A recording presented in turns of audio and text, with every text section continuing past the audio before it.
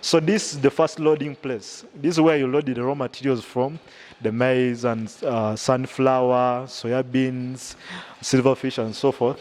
So when it reaches this bin, it is elevated up using a bucket elevator, which goes to the first point, which is the hammer mill, and it's grinded into smaller particles, going into another section.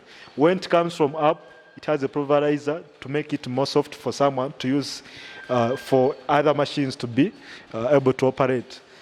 The first place gives you a minimum size for a feed. The next stage is a pulverizer to make it more smaller for a mixer to take place. So when it takes here, it goes to a conveyor down. Then a bucket elevator raises it up to a mixer. A mixer takes the role to mix any ingredients you put inside. Because you have done a pre-mixing before, we are not going to touch this feed until it is finished.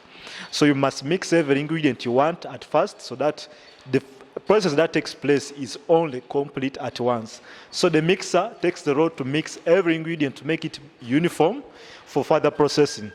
So as we come, we have two options, either to make a mash or a pellet. So this bucket elevator will be controlled by a system that I will show you, that if you want to have a pellet, you just press a button, it takes to a pelleting machine.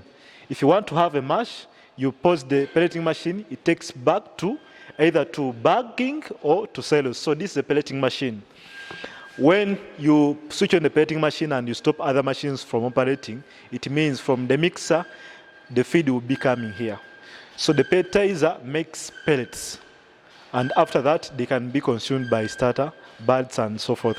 And this can make in two different sizes, can make a crumble, it can make a complete pellet. So after the pellets have been made, we have to come to a cooling section. Pellets are poured here to be cooled before they go further processing. After here, it can be taken back for cooling. After cooling, it is bagged into a silo. However, I told you can decide to use a mash instead of a pellet. So after getting the feed from the mixer, it can go direct to a bucket elevator, which can be taken to the silos for storing. These silos are supposed to store finished feeds. They have 4 chambers. You can store a variety. You can store pellets, you can store a mash, you can store a boiler feed, you can store a layers mash, depending on which silo you want to take. So you just need to operate it at a control system, whereby it comes direct here, and the silo you want to use is the one you open and you get out the feed. In the meantime, I can show you how it operates here. So everything is automatic, as I told you. Once you mix the raw materials at once, you don't touch the ingredients again. So the system will be moving like this. After you pour it from here, you switch on the machine. The bucket elevator takes to the hammer mill. It takes to another pulverizer. Then it is elevated again to the mixer. We are not going to add another ingredients here. We have one bucket to add the ingredient at once. So it is mixed, then it takes to another sections for pelletizing. This one is cooling, then it goes to the silo. After that, we can collect it at once. But however, everything is controlled by switches.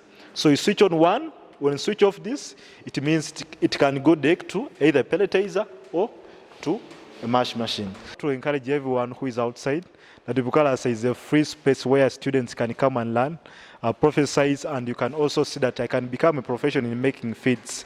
But as well, farmers can also use this chance to understand that wherever we go, in any sense, there is somewhere you can learn from a professional skill, and you can as well attain a sustainable skill for your farming.